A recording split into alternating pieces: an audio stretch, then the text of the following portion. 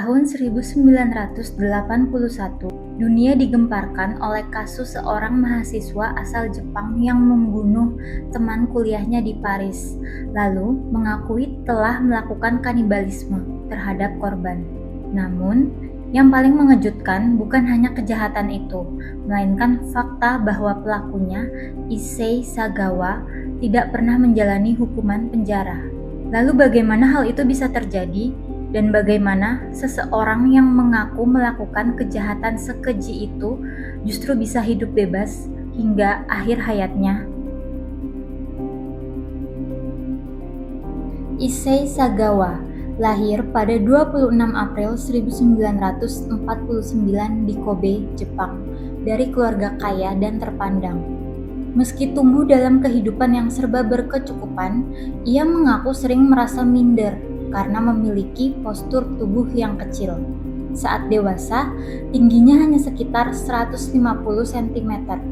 Dalam berbagai wawancara, Sagawa mengatakan bahwa sejak remaja ia sudah memiliki fantasi yang tidak biasa yang kemudian berkembang menjadi obsesi selama bertahun-tahun.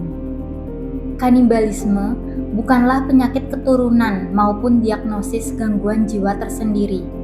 Para ahli menilai perilaku seperti ini dapat muncul akibat kombinasi gangguan psikologis tertentu, fantasi seksual ekstrim, dan obsesi yang berkembang dalam waktu lama. Meski memiliki fantasi tersebut, Sagawa tetap mampu menjalani kehidupan seperti orang pada umumnya.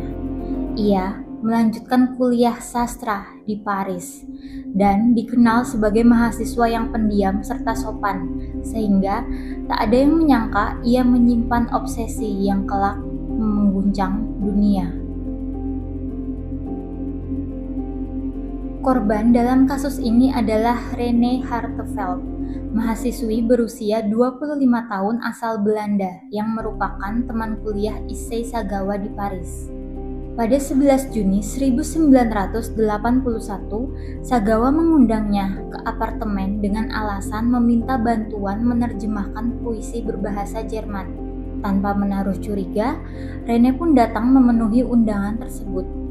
Saat Rene sedang fokus membaca dan menerjemahkan puisi, Sagawa menyerangnya secara tiba-tiba menggunakan senjata api hingga korban meninggal dunia. Dalam pengakuannya, ia mengatakan bahwa perbuatannya telah direncanakan sebagai upaya mewujudkan fantasi yang selama bertahun-tahun ia pendam. Setelah korban meninggal, Sagawa mengaku melakukan kanibalisme terhadap jasad Rene selama beberapa hari, sebelum akhirnya berusaha menghilangkan barang bukti dengan membuang jasad korban menggunakan koper. Namun, usahanya tidak berlangsung lama. Saat hendak membuang koper berisi jasad korban, gerak-geriknya menarik perhatian warga sekitar. Polisi pun segera datang dan menangkap Sagawa. Dalam pemeriksaan, ia mengakui seluruh perbuatannya tanpa berusaha mengelak. Namun, bagian paling mengejutkan dari kasus ini bukanlah pembunuhannya, melainkan apa yang terjadi setelah Issei Sagawa ditangkap. Setelah ditangkap di Prancis, tim psikiater menyatakan bahwa Sagawa mengalami gangguan jiwa berat, sehingga dianggap tidak layak menjalani persidangan pidana. Ia kemudian ditempatkan di rumah sakit jiwa, bukan di penjara. Beberapa tahun kemudian, Sagawa dipulangkan ke Jepang untuk menjalani pemeriksaan ulang. Hasilnya justru berbeda. Psikiater Jepang menilai kondisinya sudah tidak memerlukan perawatan paksa. Karena proses hukum di Prancis sebelumnya telah dihentikan, Jepang juga tidak mengadili ulang kasus tersebut.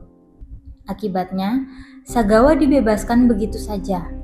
Keputusan ini menuai kritik besar, terutama dari keluarga Rene Harteveld yang merasa keadilan tidak pernah benar-benar mereka dapatkan. Yang paling mengejutkan, Issei Sagawa justru menjalani hidup yang relatif normal setelah dibebaskan. Ia menulis buku autobiografi In the Fog, kerap diwawancarai media, dan menjadi subjek dokumenter Kaniba yang dirilis pada 2017. Dalam berbagai wawancara, Sagawa mengaku menyesali perbuatannya. Namun, ia juga mengatakan bahwa fantasi yang dimilikinya tidak pernah benar-benar hilang. Meski terus menjadi sosok yang kontroversial, ia tetap menjalani hidupnya sebagai orang bebas hingga akhir hayatnya. Issei Sagawa akhirnya meninggal dunia pada tahun 2022 dalam usia 73 tahun sebagai orang bebas.